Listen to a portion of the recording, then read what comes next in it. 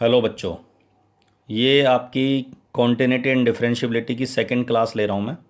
ठीक है, इसमें मैं आपको कुछ फंक्शंस बता रहा हूँ जो सभी रियल नंबर पर कॉन्टिन्यूस होते हैं। Functions continuous on all real numbers, मतलब सारे जितने भी रियल नंबर हैं उन सभी पर ये फंक्शन हमेशा कॉन्टिन्यूस ही होंगे। और इनके आपको नाम और इनकी पहचान होनी चाहिए। जैसे सबसे पहला फंक्शन है जी पॉलिनोमियल फंक्शन। जैसे कि नाम से लग रहा है, पॉलिनोमियल फंक्शन होता है जिसमें एक्स की पावर, जो वेरिएबल एक्स है उसकी पावर एक तो पॉजिटिव होनी चाहिए और एक फ्रैक्शन या नेगेटिव नहीं होनी चाहिए। मतलब कि ना फ्रैक्शन में होनी चाहिए, फ्रैक्शन मतलब 1/2 3/2, या फ्रैक्शन डेसिमल में, या नेगेटिव वैल्यू नहीं होनी चाहिए, मतलब कि पॉजिटिव इंटीजर होना चाहिए। जैसे ए जीरो का मतलब एनी कांस्टेंट, 2 3 4 5 कुछ भी, A1 भी कांस्टेंट है, ये A0 A1 A2 A3 A n क्या है, ये सारे कांस्टेंट है। कांस्टेंट का मतलब 1 2 3 4 5 कोई भी रियल नंबर, 1/2 3/5 कोई भी रियल नंबर। ठीक है, और एक्स की पावर यहाँ 1 है, यहाँ एक्स की बार 0 है, कुछ नहीं है तो एक्स की बार 0 है, यहाँ एक्स की बार 1 है, एक्स की बार 2, एक्स की बार 3 है, एक्स की बार n है। और n जो है वो positive Z plus n belongs to Z plus का मतलब है पॉजिटिव इंटीजर्स। जेड का मतलब इंटीजर्स होता है, इंटीजर नंबर को शो करता है। ठीक है, तो ये पॉजिटिव इंटीजर्स को शो कर रहा है। तो ये पॉलिनोमियल फंक्शन सभी रियल नंबर कॉन्टिन्यूस होते हैं। ठीक है, जैसे एक एग्जांपल मैंने दिया है, एक लीनियर पॉलिनोमियल फंक्शन है ये, जिसमें एक्स की बार मैंने 1 ली है। अगर मैं इसका ग्राफ बनाऊंगा तो ऐसी एक लाइन बनती है, तो ये कॉन्टिन्यूस ग्राफ है। इसी तरह अगर मैं एक्स की पावर 2 ले लूँ, मतलब पॉलिनोमियल फंक्शन, इसको बोलते हैं डिग्री, जो हाईएस्ट पावर होती है उसको डिग्री बोलते हैं। जैसे इसमें हाईएस्ट पावर है डिग्री n, तो it is a polynomial function of degree n। It is a polynomial function of degree 1। इसकी डिग्री 2 है, इसकी डिग्री 3 है। तो डिग्री 2 वाला जो फंक्शन होता है उसको बोलते हैं क्वाड्रेटिक फंक्शन। और क्वाड्रेटिक फंक्शन जो होता है उसमें पैराबोला बनेगा जो कॉन्टिन्यूस होता है ग्राफ। इसी तरह क्यूबिक का ग्राफ ये वाला बनता है, तो ये कॉन्टिन्यूस ग्राफ है। तो कहने का मतलब ये है कि एक्स की पावर अगर मैं पॉजिटिव लूँ और इंटीजर लूँ तो ये सभी ग्राफ कैसे बनते हैं जी, कॉन्टिन्यूस बनते हैं। उसके बाद आता है it is constant function. Constant function जो होता है वो पॉलिनोमियल फंक्शन का एक स्पेशल टाइप है। कि पॉलिनोमियल फंक्शन कांस्टेंट फंक्शन होता है जिसमें एफ एक्स बराबर ओनली कांस्टेंट होता है, मतलब एक्स की पावर 0 होता है। मतलब it is a polynomial function of degree 0। Degree मतलब जो एक्स की पावर होगी वो 0 होगी, क्योंकि तभी कांस्टेंट बचा हुआ है। तो जैसे एफ एक्स बराबर 2 है, अगर मैं इसका ग्राफ बनाऊँ, एफ एक्स का मतलब वाई ले लो, वाई एक्सिस पे प्लॉट करते हैं एफ एक्स को। तो एफ एक्स की वैल्यू अगर वाई, तो वाई बराबर 2 कहाँ होगी, 1 2, ये वैल्यू होगी 2, और इसके पैरेलल जो लाइन आएगी वो क्या होगी, कांस्टेंट। तो कांस्टेंट फंक्शन के ग्राफ हमेशा एक्स एक्सिस के पैरेलल आएंगे और वो क्या होंगे जी, हमेशा कॉन्टिन्यूस होंगे। इसी तरह आइडेंटिटी फंक्शन भी एक स्पेशल टाइप का पॉलिनोमियल फंक्शन है। कैसे, एफ एक्स बराबर ओनली एक्स, केवल एक्स होना चाहिए। अगर मैं इसको ग्राफ को ड्रा करूँगा तो आप सबको पता है एक्स की जगह 0 रखते हैं तो 0 पे 0, 1 रखने पर एफ एक्स की वैल्यू भी 1 आएगी, 2 पे 2 आएगी। तो कहने का मतलब ये लाइन बिल्कुल बीच से जाएगी, पॉलिनोमियल फंक्शन है। तो पॉलिनोमियल फंक्शन की एक स्पेशल टाइप है आइडेंटिटी फंक्शन। हाँ, अगर x+2 आ जाए, x+2, एक्स के साथ प्लस में कोई कांस्टेंट आ जाए तो उसको मैं बोलूँगा पॉलिनोमियल फंक्शन। अगर x के साथ मल्टीप्लाई में 3 आ जाए, 3x, तो पॉलिनोमियल फंक्शन। आइडेंटिटी नहीं बोलना। लेकिन अगर अकेला x आ जाए तो उसको बोलेंगे आइडेंटिटी फंक्शन। अब जैसे यहाँ x+3 आ गया तो it is a polynomial function. इसको ऐसे नहीं लिखना कि sum of polynomial identity and constant function. ठीक है, इसको इकट्ठा पॉलिनोमियल ही बोलते हैं। तो पॉलिनोमियल फंक्शन के दो स्पेशल टाइप हैं, ये मैंने बताया, एक कांस्टेंट और एक आइडेंटिटी। ये सभी रियल नंबर पर क्या होते हैं जी, कॉन्टिन्यूस। अब आता है साइन फंक्शन। आपने देखा एफ एक्स बराबर साइन एक्स, एंगल कुछ भी हो सकता है, एक्स 2x 3x x+1, कोई भी एंगल हो सकता है। तो कोई भी एंगल चाहे कुछ भी हो लेकिन हमेशा कॉन्टिन्यूस होगा। ठीक है, ये ग्राफ ऐसे बनता है, आप सबको पता है, साइन एक्स का ग्राफ कॉन्टिन्यूस ग्राफ बनता है। एफ एक्स बराबर कॉस एक्स, ये भी कॉन्टिन्यूस होगा। तो कॉस में कोई फंक्शन आ जाए, cos 2x cos 5x cos 3x, तो कॉन्टिन्यूस फंक्शन होगा। ठीक है,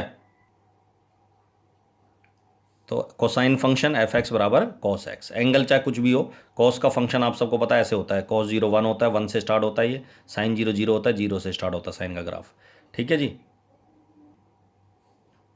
उसके बाद आता है मॉडुलस फंक्शन। मॉडुलस फंक्शन होता है एफ एक्स बराबर मोड एक्स, एक्स के ऊपर मोड डाल दो, मॉडुलस का एब्सोल्यूट वैल्यू फंक्शन। या एफ एक्स बराबर -x if X is negative, ठीक है, +x if X is greater than equal to 0। और इसका ग्राफ आप सबको पता है ऐसे बनता है, टर्न होता है 0 से, अगर एक्स का मोड है तो आप सबको पता है कॉन्टिन्यूस ग्राफ है। वो अलग बात है, बैंड हो रहा है, मुड़ रहा है, लेकिन कॉन्टिन्यूस है। इसी तरह एक्सपोनेंशियल फंक्शन, एफ एक्स बराबर एक्सपोनेंशियल फंक्शन होता है जिसमें बेस कांस्टेंट होता है और वो कांस्टेंट और पावर वेरिएबल होती है, जिसमें बेस जो होगा वो 1 नहीं होगा और पॉजिटिव होगा। तो इसका ग्राफ ऐसे होता है, कॉन्टिन्यूस ग्राफ आता है एक्सपोनेंशियल फंक्शन का। तो ए की जगह ई हो सकता है, ई की पावर एक्स, 2 की पावर एक्स, 5 की पावर एक्स, ठीक है। इस तरह के जो फंक्शन है वो एक्सपोनेंशियल फंक्शन। तो ये 7 टाइप के फंक्शन है जी, polynomial function, constant function, identity function, ठीक है। उसके बाद आपने पढ़ा था साइन फंक्शन, कोसाइन फंक्शन, ठीक है, मॉडुलस फंक्शन और एक्सपोनेंशियल फंक्शन। ये सारे फंक्शन ऐसे हैं जो सभी रियल नंबर पर क्या होते हैं, कॉन्टिन्यूस होते हैं। क्लियर है यहाँ तक। लेकिन कुछ फंक्शन ऐसे भी होते हैं जो कुछ पॉइंट्स पर कॉन्टिन्यूस होते हैं, कुछ रियल नंबर पर कॉन्टिन्यूस होते हैं, कुछ रियल नंबर पर क्या होते हैं, डिसकॉन्टिन्यूस।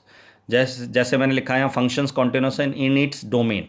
डोमेन मतलब जहाँ ये डिफाइन होते हैं। जैसे रेसिप्रोकल फंक्शन है, सबको पता है एफ एक्स बराबर 1/x है, एक्स अगर जीरो रख दूँ तो नॉन डिफाइन हो जाता है ये।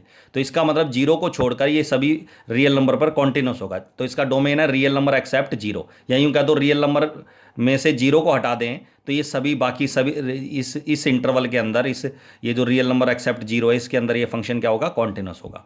इसी तरह टेंजेंट फंक्शन आप सबको पता है, एफ एक्स बराबर 10x है, टेंजेंट हो गया, को टेंजेंट हो गया, सीकेंट हो गया, कोसिकेंट हो गया। ये फंक्शन जहां नॉट डिफाइन होंगे वहां डिसकंटिन्यूस होंगे, बाकी सभी वैल्यू पे कॉन्टिन्यूस होंगे। तो आप सबको पता है एक्स जो है वो π/2 हो गया, प्लस का चाहे माइनस का, 3π/2 चाहे प्लस माइनस, और प्लस माइनस 5π/2 पर क्या होता है, एंड सो ऑन, इन पे क्या होता है, डिसकंटिन्यूस, नॉट डिफाइन। तो इसका मतलब टेंजेंट फंक्शन सभी रियल नंबर पर कॉन्टिन्यूस होगा except plus minus π/2, plus minus 3π/2, plus minus 5π/2, इन सभी पर। इसी तरह को टेंजेंट फंक्शन होता है सीकेंट, जहां वो नोट डिफाइन होंगे वहां डिसकंटिन्यूस होंगे। स्क्वायर रूट फंक्शन आप सबको पता है, जीरो से बड़ी वैल्यू पर क्या होगा, ये फंक्शन कॉन्टिन्यूस होगा। तो इसका डोमेन होता है जीरो से इन्फिनिटी, जीरो से लेकर इन्फिनिटी से छोटी वैल्यू। तो इन सभी पर क्या होगा, ये कॉन्टिन्यूस होगा। क्लियर है। उसके बाद आता है जी सिग्नम फंक्शन। आपने देखा सिग्नम फंक्शन, वैसे तो इसका डोमेन सिग्नम फंक्शन का आर होता है, क्योंकि इसमें लिखा हुआ है जीरो पे जीरो डिफाइन है, जीरो पे भी डिफाइन है फंक्शन। लेकिन ये रियल नंबर एक्सेप्ट जीरो, क्योंकि शिफ्टिंग हो जाती है जीरो पे, तो ये फंक्शन इस इंटरवल के अंदर क्या होगा, कॉन्टिन्यूस होगा, जीरो को छोड़कर। जीरो पे डिसकॉन्टिन्यूस होगा क्योंकि शिफ्ट हो जाता है। इसी तरह लॉगरिथम फंक्शन है, जीरो से बड़ी वैल्यू पर कॉन्टिन्यूस होगा, जीरो या जीरो से नेगेटिव वैल्यू, छोटी वैल्यू जो है, जीरो छोटी वैल्यू है, उन सभी पर ये फंक्शन नॉट डिफाइन होता है, तो डिसकॉन्टिन्यूस है। क्लियर है यहाँ तक। अब ये जो मैंने कंसेप्ट समझाया आपको, 7 बेसिकली जो लर्न करने वाली जो इंपॉर्टेंट बात है वो है 7 टाइप के फंक्शन, जो आपको हमेशा पता होना चाहिए कि किन किन फंक्शन, कौन कौन से ऐसे फंक्शन हैं जो सभी रियल नंबर पर कॉन्टिन्यूस होते हैं। और आपकी नॉलेज के लिए बता दूं कि अगर हम 2 या 2 से ज़्यादा कॉन्टिन्यूस फंक्शन को जोड़ें, घटाएं, मल्टीप्लाई करें, डिवाइड करें, ठीक है, तो भी कॉन्टिन्यूस ही होगा। मतलब कि कॉन्टिन्यूस फंक्शन का सम भी कॉन्टिन्यूस होगा, प्रोडक्ट भी, डिफरेंस भी, लेकिन क्वोशेंट डिवाइड करेंगे तो कॉन्टिन्यूस होगा, अगर बशर्ते कि नीचे जो रकम है, डिनोमिनेटर जो है, डिनोमिनेटर, ठीक है, denominator not equal to zero. Clear है यहाँ तक। अब इन कंसेप्ट को हम कैसे यूज करेंगे किसी क्वेश्चन में, देखो ये मैंने क्वेश्चन लिखा हुआ है, एफ एक्स बराबर sine X upon X, X less than zero, X plus 1, X greater than equal to zero. अब इस क्वेश्चन में ये नहीं लिखा हुआ कि जीरो पे चेक करो कॉन्टिन्यूस या नहीं है, या क्वेश्चन क्या है, discuss the continuity of this function. अब इतना लिख के छोड़ दिया, इसका मतलब कहां कॉन्टिन्यूटी डिस्कस करनी है, सभी रियल नंबर पर। या क्वेश्चन ये आ जाएगा, find all the point of discontinuity, सारे पॉइंट बताओ इसके, कहां कहां ये फंक्शन डिसकंटिन्यूस हो सकता है। तो किन में से ढूंढेंगे, सारे रियल नंबर में से ढूंढेंगे कहां कहां ये डिसकंटिन्यूस हो सकता है। तो हमें इसको क्वेश्चन को, इस तरह के क्वेश्चन जिसमें पॉइंट ना दे, उसमें हमें ये बताना पड़ेगा कि जो इसका क्रिटिकल पॉइंट है, सबको पता है जीरो है, तो जीरो सबसे बड़ा गड़बड़ होती है जिसमें फंक्शन डिसकंटिन्यूस होने के चांस होते हैं। जीरो जो क्रिटिकल पॉइंट होता है उस पे सबसे ज़्यादा चांसेस होते हैं कि फंक्शन डिसकंटिन्यूस हो। तो जीरो से छोटी वैल्यू पे बताना पड़ेगा कॉन्टिन्यूस है नहीं है, जीरो से बड़ी वैल्यू बताना पड़ेगा कॉन्टिन्यूस है या नहीं है। तो क्या करना पड़ेगा, जीरो से छोटी वैल्यू पर for x less than zero, सबको पता है एफ एक्स ये लेंगे साइन एक्स बाय एक्स, और आप सबको पता है साइन एक्स फंक्शन सभी रियल नंबर कॉन्टिन्यूस होता है। एक्स जो डिनोमिनेटर में लिखा हुआ है आइडेंटिटी फंक्शन, आइडेंटिटी बोलते हैं इसको, आइडेंटिटी फंक्शन सभी रियल नंबर पर कॉन्टिन्यूस होता है, और इनका डिवीजन भी सभी रियल नंबर पर कॉन्टिन्यूस होगा, जीरो को छोड़कर, क्योंकि नीचे जीरो पे जीरो हो जाएगा, लेकिन जीरो इसमें शामिल है ही नहीं, इक्वल टू लिखा ही नहीं है। तो this function is continuous as it is a quotient of sine, SINE लिखते हैं, E, sine and identity function. तो साइन और आइडेंटिटी फंक्शन का क्वोशेंट होने की वजह से ये फंक्शन कॉन्टिन्यूस है सभी रियल नंबर पर, लेकिन हमें किसके लिए बताना था, जीरो से छोटी वैल्यू पर, तो जीरो छोटी वैल्यू पे भी होगा। इसी तरह जीरो से बड़ी वैल्यू लेते हैं, for X greater than zero, F X बराबर एक्स प्लस 1 ये लिखेंगे, और it is also continuous, is continuous as it is a polynomial function. इसको पॉलिनोमियल फंक्शन बोलते हैं, x+1 है तो इसका मतलब ये हो गया कि जीरो से छोटी सभी वैल्यू पे कॉन्टिन्यूस है, जीरो से बड़ी वैल्यू सभी वैल्यू पे कॉन्टिन्यूस है। तो अब हमें केवल डाउट किसके ऊपर रह गया, जीरो के ऊपर। तो जीरो के ऊपर हम सबसे पहले क्या निकालेंगे जी, left hand limit. Limit x tends to zero minus of fx, zero से छोटी वैल्यू कौन सी इन दोनों में से, सबको पता ये वाली है। तो जीरो से छोटी value sign X upon x लिखेंगे। और आपको मैंने पिछली क्लास में बताया था, ठीक है, जिन बच्चों को नहीं पता दोबारा बता देता हूं मैं, कि जितने भी लेस देन ग्रेटर देन वाले क्वेश्चन है उनमें एच पुट करने की जरूरत नहीं होती। अगर करना चाहते हो तो कर सकते हो, लेकिन आप डायरेक्ट भी लिमिट ले सकते हो। Sine X upon X, X tends to zero, सबको पता है फॉर्मूला होता है 1 होता है, ठीक है। तो इसकी वैल्यू 1 लिख दी मैंने, फॉर्मूला होता है। राइट हैंड लिमिट निकालेंगे तो राइट हैंड लिमिट जीरो से बड़ी वैल्यू ये है x+1, जीरो प्लस पॉजिटिव का साइन आएगा, राइट हैंड लिमिट का साइन है प्लस का जो है, तो इसकी लिमिट जीरो पुट करेंगे एक्स की जगह डायरेक्ट तो 1 आ गया। तो तुमने देखा left hand limit right hand limit दोनों बराबर आ रहे हैं। उसके बाद हम निकालेंगे f0, एक्स की जगह हम जीरो रखेंगे तो बराबर का साइन जीरो के यहाँ है, तो जीरो के बराबर ही है तो x+1 लिखेंगे। तो x+1 का मतलब 0+1, 1 आ गया, तीनों बराबर आ गए, left hand limit right hand limit value.